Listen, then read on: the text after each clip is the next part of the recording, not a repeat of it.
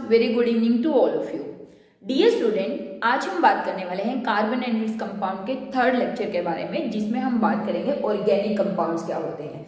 देखिए स्टूडेंट, इससे प्रीवियस दो लेक्चर्स में हम बेसिक्स जो है कार्बन का वो डिस्कस कर चुके हैं और एलोट्रॉप्स ऑफ कार्बन के बारे में स्टडी कर चुके हैं। तो let me start very very important concept. देखिए बच्चे, ये आप सब लोगों के लिए नया कॉन्सेप्ट है, आप ध्यान से इसको रीड करिएगा। कहीं पर भी कोई भी डाउट है तो आप कमेंट सेक्शन में मुझे तभी कमेंट कर दीजिएगा कि मैडम ये चीज़ हमें समझ में नहीं आ रही है, क्योंकि ये आप मान के चलिए जो आप 11th क्लास में और 12th क्लास में ऑर्गेनिक केमिस्ट्री स्टडी करेंगे उसका बेसिक्स आप स्टार्ट करने वाले हैं। तो ये बेसिक्स ही अगर आपको समझ में नहीं आएगा तो ऑर्गेनिक का ओ भी आपको समझ में नहीं आने वाला है। ठीक है, तो let me talk about compounds, carbon and its compound. देखिए बच्चे, अगर हम बात करें कंपाउंड्स की, compounds are divided into two categories. One is called organic compound and another one is called inorganic compound. दूसरे कंपाउंड्स को क्या बोलते हैं? Inorganic compounds. नए नए नाम होंगे, नई नई बातें सुनने के लिए मिलेंगी, तो बहुत ध्यान से लेक्चर को सुनना है।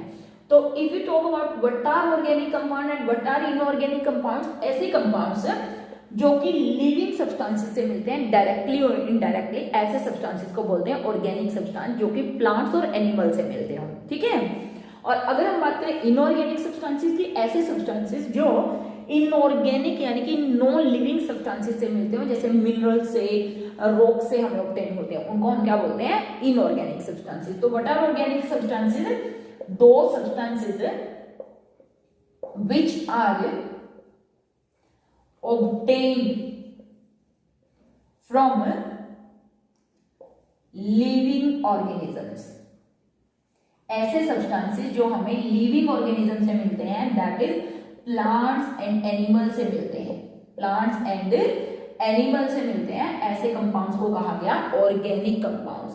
और अगर मैं बात करूं, एग्जांपल की बात करूं, जैसे मैं कहूं प्रोटीन्स हैं, फैट्स हैं, विटामिन्स हैं, यूरिया है, ठीक है, शुगर्स हैं, these all are organic compounds, these all are organic compound। and what are inorganic compounds? those substances which are obtained from non living substances, non living substances। for example, rock से मिलते हैं, mineral से मिलते हैं, ठीक है, ऐसे substances को हम क्या बोलते हैं? Inorganic substances. You can take acids ले सकते हो, जैसे HCl, HNO3, H2SO4, ZnSO4, ठीक है, कॉपर सल्फेट, ये सब कैसे हैं? इनऑर्गेनिक सब्सटेंसेस हैं। तो ऑर्गेनिक सब्सटेंस जो लिविंग ऑर्गेनिज्म से मिलते हैं, इनऑर्गेनिक सब्सटेंसेस जो नॉन लिविंग ऑर्गेनिज्म से मिलते हैं। ठीक है, और अगर मैं बात करूं ऑर्गेनिक कंपाउंड्स को फर्दर कैसे एलोबरेट किया गया और क्या ऑर्गेनिक केमिस्ट्री होती है। देखिए, ऐसी branch of chemistry which deals with organic compounds is called organic chemistry. ऐसी ब्रांच ऑफ केमिस्ट्री जो ऑर्गेनिक कंपाउंड्स के बारे में स्टडी करते हैं उसको क्या बोलते हैं? Organic chemistry. तो आप जब 11th में जाएंगे तो आप डीप में इसको स्टडी करने वाले हैं, ऑर्गेनिक केमिस्ट्री। क्या बोला हमने? साइंस विच डील्स या chemistry which deals with organic compounds, which deals with organic compounds. और आगे चल के कुछ और मॉडर्न डेफिनेशन हम पढ़ेंगे इनके बारे में, which deals with organic compound is called organic chemistry. और जो इनऑर्गेनिक सब्सटेंसेस को पढ़ती है उसको हम क्या बोलते हैं? इनऑर्गेनिक केमिस्ट्री बोलते हैं। जो जिसमें हम क्या पढ़ते हैं? इनऑर्गेनिक सब्सटेंसेस के बारे में पढ़ते हैं, उसको जाके हम बोलते हैं इनऑर्गेनिक। आगे चल के केमिस्ट्री भी फर्दर डिवाइड हो जाएगी, organic chemistry, inorganic chemistry and physical chemistry में। ठीक है, इसके बाद आई वाइटल फोर्स थ्योरी। ठीक है, वाइटल फोर्स थ्योरी क्या है? देखिए, ये गिवन बाय बर्जीलियस, देखिए बच्चे, बर्जीलियस का क्या मानना था? बर्जीलियस मानते थे कि जो ऑर्गेनिक सब्सटेंसेस होते हैं उनको ह्यूमन बीइंग सिंथेसाइज नहीं कर सकते, they can not be synthesize in the laboratory.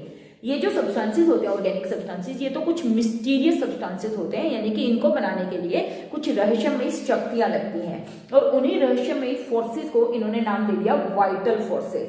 और इसी के नाम पर इन्होंने जो थ्योरी दी थी वो कहलाती है वाइटल फोर्स थ्योरी। तो वाइटल फोर्स थ्योरी का क्या मानना था कि organic substances can not be synthesised in laboratory, they are formed by God and these substances have some mysterious powers, यानी कि mysterious bond इनके बीच में होता है।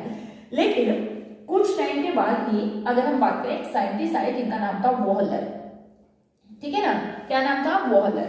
वॉहलर क्या कर रहे थे, दो इनऑर्गेनिक सब्सटेंसेस को, जैसे कि वो स्टडी कर रहे थे अमोनियम क्लोराइड को, और उसकी रिएक्शन करवा रहे थे KCNO के साथ, ठीक है, पोटेशियम साइनाइड के साथ, अमोनियम क्लोराइड इसके साथ रिएक्शन करवाने के बाद यहाँ से KCl रिमूव हुआ, डबल डिस्प्लेसमेंट टाइप कुछ रिएक्शन की, NH4CNO ये सब्सटेंस बना, जिसको हीट करते करते ये सब्सटेंस फर्दर हीट हो रहा था, और हीट होने के बाद यहाँ पर क्या हो गई, रीअरेंजमेंट, और उस रीअरेंजमेंट के कारण यहाँ से NH2CO NH2 यानी कि formation of urea take place. किसकी फॉर्मेशन हुई, urea.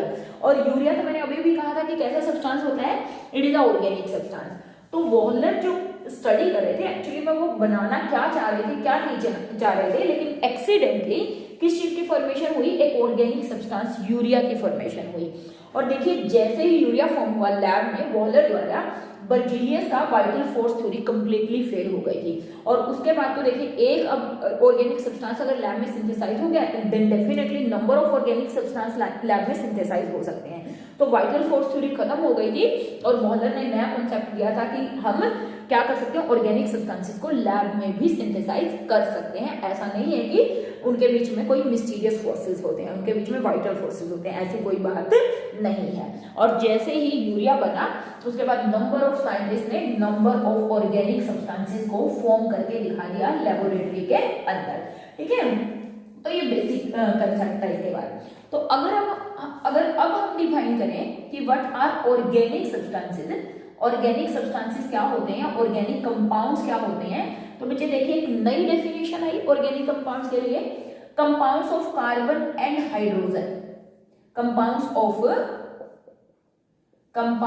Of carbon and hydrogen called hydrocarbons, and these hydrocarbons are the organic compounds. देखिए कार्बन और हाइड्रोजन मिलकर जो कंपाउंड्स बनाते हैं उनको हाइड्रोकार्बन्स बोलते हैं। और ऐसा नहीं है कि हमेशा कार्बन और हाइड्रोजन हो, कार्बन हाइड्रोजन के साथ कभी कभी कोई हेटेरो एटम्स भी हो सकता है। तो मैं बोल सकती हूँ कार्बन हाइड्रोजन एंड सम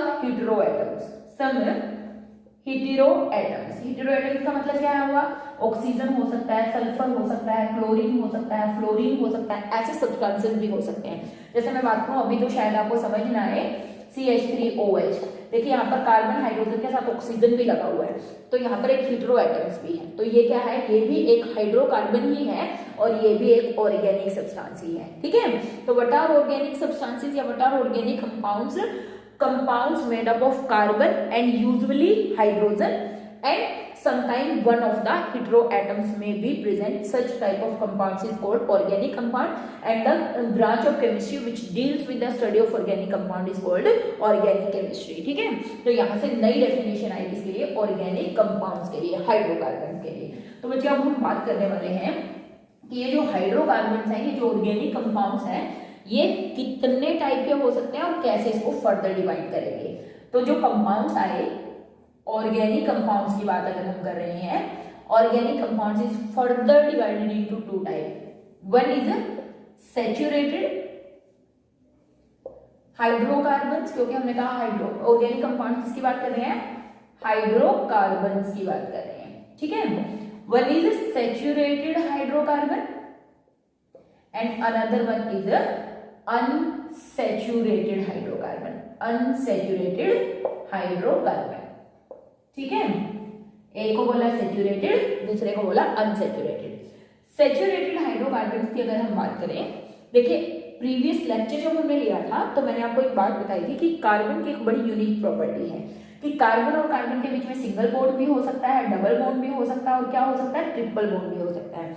तो ऐसे कंपाउंड जिनमें कार्बन और कार्बन के बीच में हमेशा क्या हो, सिंगल बॉन्ड हो, ऐसे कंपाउंड्स को क्या बोलते हैं, सैचुरेटेड हाइड्रोकार्बन, यानी कि compounds having carbon carbon single bond, carbon carbon single bond are called saturated hydrocarbons. और ऐसे कंपाउंड्स जिनमें कार्बन और कार्बन के बीच में डबल बॉन्ड और कार्बन और कार्बन के बीच में क्या हो, ट्रिपल बॉन्ड हो, ऐसे कंपाउंड्स को क्या बोला जाता है, अनसैचुरेटेड हाइड्रोकार्बन। तो what are unsaturated hydrocarbon? Those hydrocarbon which have carbon carbon double bond and carbon carbon triple bond is called unsaturated hydrocarbon।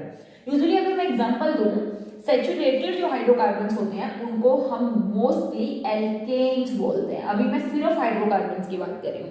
क्या बोलते हैं? एल्केन्स।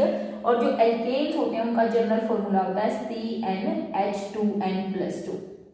क्या होता है general formula? CnH2n+2 means compound of carbon and hydrogen hydrocarbon है।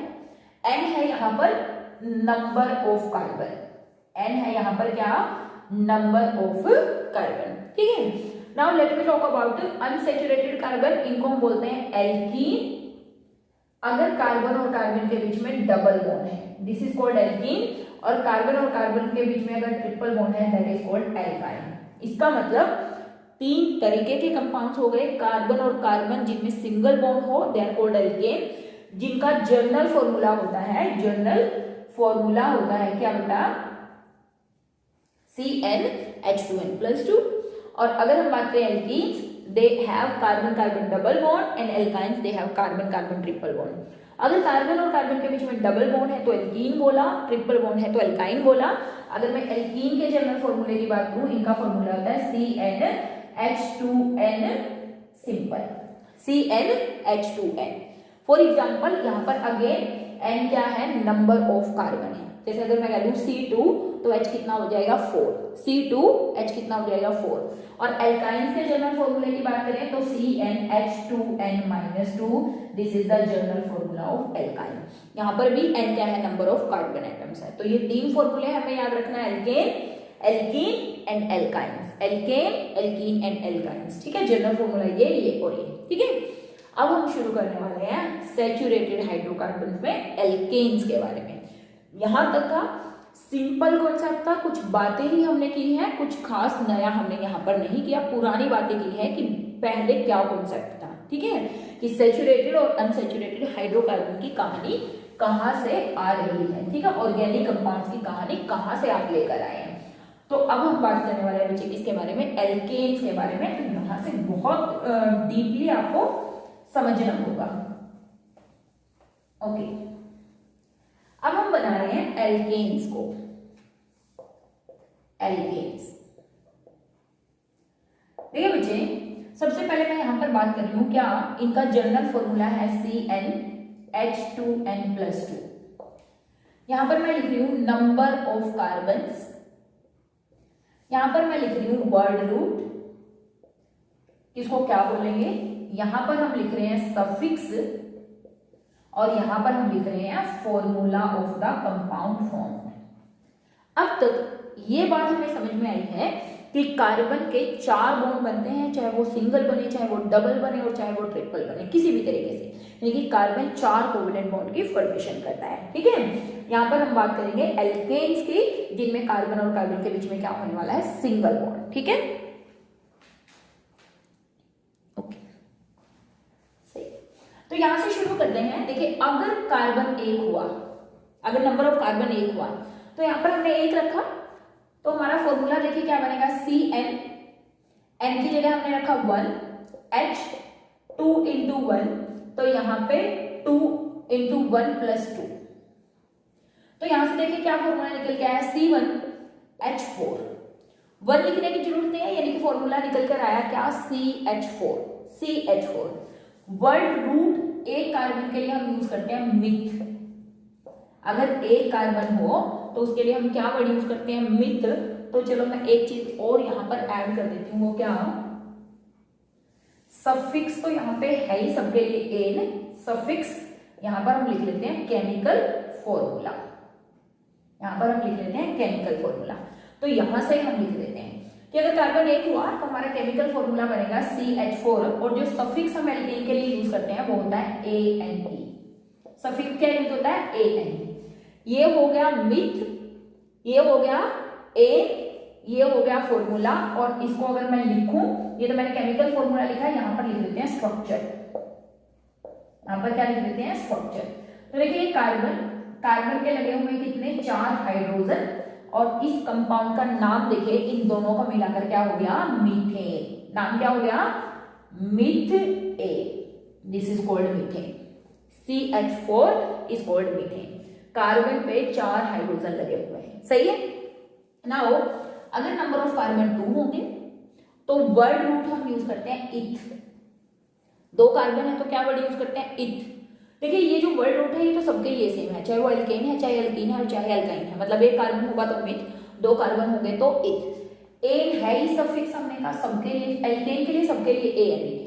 तो यहाँ पर देखिए केमिकल फॉर्मूला बनाकर देखिए, अगर कार्बन 2 हुए तो यहाँ पे रखा 2 मल्टीप्लाई बाय में 2 4 प्लस 2, यानी कि फॉर्मूला हो गया C2H6। और क्योंकि हम कह रहे हैं इनके बीच में, कार्बन और कार्बन के बीच में तो बनाना है सिंगल बॉन्ड, क्योंकि एल्केन में सिंगल बॉन्ड होते हैं। उसके बाद देखिए बच्चे हमें क्या करना है, इन दोनों कार्बन की वैलेंसी पूरी करनी है। तो मैंने यहाँ पे लगाना शुरू किया, 1 हाइड्रोजन, 2 3 4 5 और 6। तो ये क्या बन गया, CH3। यहाँ पे देखो इस सारे को मैं ऐसे लिख सकती हूँ, CH3, इसके बीच में सिंगल बॉन्ड एंड CH3। ये जो बॉन्ड है ना, ये कार्बन और कार्बन के बीच में, और इस कार्बन पर 3 हाइड्रोजन लगे हुए हैं। इसका नाम बताइए, देखिए क्या हो जाएगा, इथ प्लस एन, यानी कि नाम हो जाएगा इथेन। क्या हो जाएगा, इथेन। और केमिकल फॉर्मूला हो जाएगा C2H6। Chemical formula C2H6। और इसका स्ट्रक्चर हो गया ये CH3 सिंगल बॉन्ड CH3, ये बन गया हमारा इथेन। ठीक है। अब देखिए अगर नंबर ऑफ कार्बन हुए 3 तो उसके लिए हम वर्ड यूज करते हैं प्रोप, इथ मिथ प्रोप। ठीक है। यहां पर सफिक्स तो वही एन ही रहने वाला है, क्योंकि एल्केन है, बदलेगा नहीं। एल्केन के लिए एन ही सफिक्स हम यूज करते हैं। सफिक्स का मतलब होता है जो वर्ड रूट के पीछे लगता है।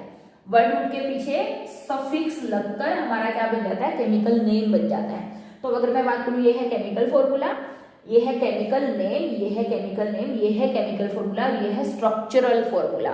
तो हमें सारी चीजें समझ में आनी चाहिए कि किस तरीके से वर्ड रूट और सफिक्स को मिलाकर हमारा केमिकल नेम बन रहा है ना, मीथेन। फिर हमने लिखा उसका केमिकल फॉर्मूला क्या बन रहा है यहाँ से, फिर हमने कहा उसका स्ट्रक्चर कैसे बन रहा है। ठीक है, let me move on next, that is propane. देखो दोनों का मिलाऊं तो नाम बन जाएगा प्रोपेन। प्रोपेन फॉर्मूला बनाइए।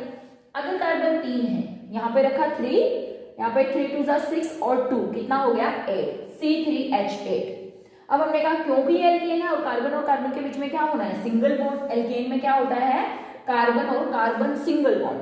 तो यहाँ पे मैंने लिखा 3 कार्बन और तीनों के बीच में क्या है, सिंगल बॉन्ड। अब मेरे पास एक ही ऑप्शन है, वो क्या, मुझे इन सब पे हाइड्रोजन अटैच करने हैं। ये भी देखना है कि मेरे पास हाइड्रोजन कितने हैं, 8 है। देखिए इसको, इसकी वैलेंसी, इसके 4 बॉन्ड करने के लिए, एक तो ऑलरेडी लगा हुआ है, इसके ऊपर मुझे 3 बॉन्ड और लगाने हैं, 1 2 3, यानी कि हाइड्रोजन हाइड्रोजन हाइड्रोजन। इधर वाले पे भी 1 2 3, क्योंकि एक ऑलरेडी था, सॉरी, हाइड्रोजन हाइड्रोजन हाइड्रोजन। और जो बचे हुए 2 हैं वो लगा दिए यहाँ पर, क्योंकि इस कार्बन के ऑलरेडी 2 बॉन्ड तो बने हुए थे, 2 हमने लगा दिए।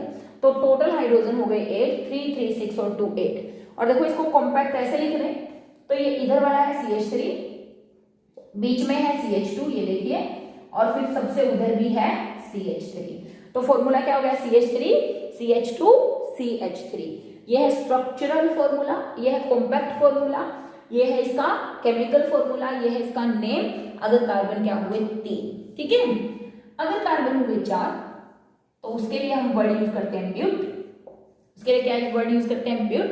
अगर ब्यूट यूज करते हैं तो ये हो गया A, तो नाम हो जाएगा ब्यूट A, नाम हो जाएगा ब्यूट A।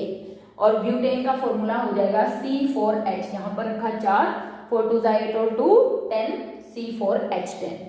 तो C4H10 का स्ट्रक्चर आप बना लेंगे, खुद से बनाइए। देखिए हमने बनाए 4 कार्बन, चारों के बीच में single bond, then we have to complete the valency of each carbon. इस कार्बन पे एक बॉन्ड ऑलरेडी लगा हुआ है, इस पे 3 कार्बन हाइड्रोजन, सॉरी 3 हाइड्रोजन, इसके ऊपर 2 हाइड्रोजन, इसके ऊपर 2 हाइड्रोजन और इसके ऊपर 3 हाइड्रोजन। फॉर्मूला बन गया CH3 CH2 CH2 CH3।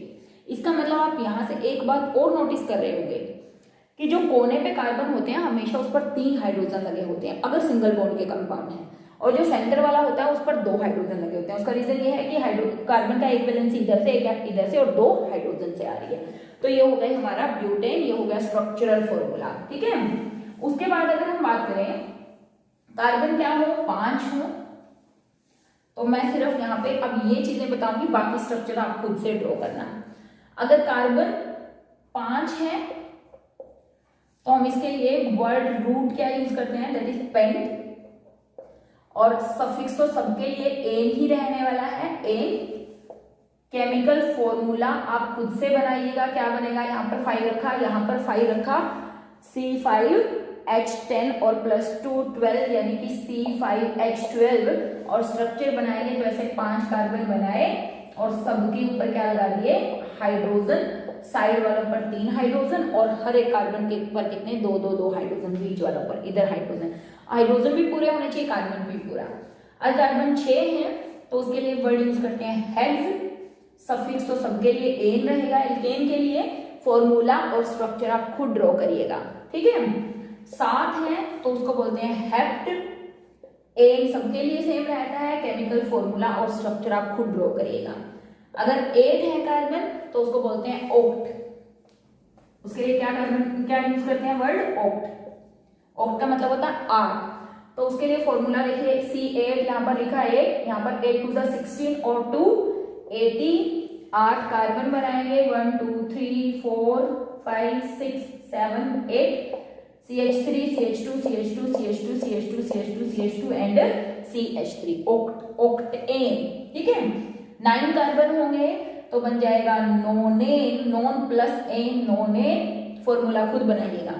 10 हो तो उसको बोलते हैं डेक, और प्लस एन नाम हो जाएगा डेकेन, C10H देख लीजिएगा कितने बनेंगे, 10 यहाँ पर रखोगे तो 20 + 22 पूरा स्ट्रक्चर बनाइएगा। 11 है तो बोलते हैं अनडेक, नाम हो जाएगा अनडेकेन, और 12 है तो उसको बोलते हैं डोडेक।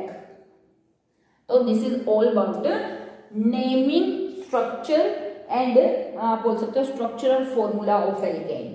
सबसे पहले तो यही चीज याद होनी चाहिए, क्या, ये वाली चीज कि अगर कार्बन का वर्ड रूट ये है और एल्केन के लिए आप ANE वर्ड यूज करते हैं, तो किस तरीके से इस केमिकल फॉर्मूले में रख के आप कार्बन के स्ट्रक्चर्स ड्रॉ कर सकते हैं। ठीक है, तो हमने कहा अगर एक कार्बन है उसके लिए meth, eth, prop, but, pent, hex, hept, oct, nonane, decane, dodec, undecane और डोडेकेन। यहाँ तक नहीं भी याद रहे तो 10 तक याद रखिएगा, वैसे भी 10 तक के भी बहुत मुश्किल होते हैं, 5-6 तक के, तो 4 5 6 1 2 3 4 5 कार्बन को क्या बोलते हैं, ये तो आपने 100% याद रखना है। जैसे आपको किसी ने कह दिया कि पेंटेन बनाइए, ठीक है, ठीक है, आपको किसी ने कह दिया कि क्या बनाइए, पेंटेन बनाइए, ठीक है, तो आप देख लीजिए आप पेंटेन कैसे बनाएंगे। तो सबसे पहली बात तो पेंटेन बोला है तो ये देखना है कि ये एल्केन है, ठीक है, और एल्केन है तो जनरल फॉर्मूला ले लीजिए CnH2n+2, और पेंट बोला है तो इसका मतलब कार्बन कितने हैं, 5 हैं, तो हमने यहाँ पे रखा C5H, 5 2 10 और 12, C5H12। फिर स्ट्रक्चर बोल दिया आप ड्रॉ करिए, तो हमने कहा 5 कार्बन सबके बीच में सिंगल बॉन्ड, क्योंकि एन बोल रहे हैं खुद ही, तो 5 बनाए और यहाँ पे लगा दिया CH3 H2 H2 H2 और यहाँ पे H3, ठीक है, और लिख दीजिए CH3 CH2 CH2 CH2 CH3। इस तरीके से ये बन गया स्ट्रक्चर ऑफ पेंटेन। तो आप खुद से ये 10 कार्बन तक के एल्केन्स के नेम, उनके ओपन चेन स्ट्रक्चर, ये जो होते हैं इनको बोलते हैं ओपन चेन स्ट्रक्चर, ठीक है, ओपन चेन स्ट्रक्चर, और इनके कॉम्पैक्ट जो स्ट्रक्चर होते हैं जैसे CH3 CH2 CH2 CH2 combined structure लिखिए, और ये सब लिख के अपनी कॉपी प्रिपेयर कीजिए, क्योंकि जब तक आप अपने हाथ से नहीं करेंगे तब तक आपको ये समझ में नहीं आने वाला है। तो student this is all about alkanes. Next lecture में बात करेंगे एल्कीन्स और एल्काइन्स के बारे में। डाउट्स हैं तो कमेंट सेक्शन में कमेंट करिएगा। मिलेंगे नेक्स्ट लेक्चर में, तब तक हैव अ नाइस डे बच्चों।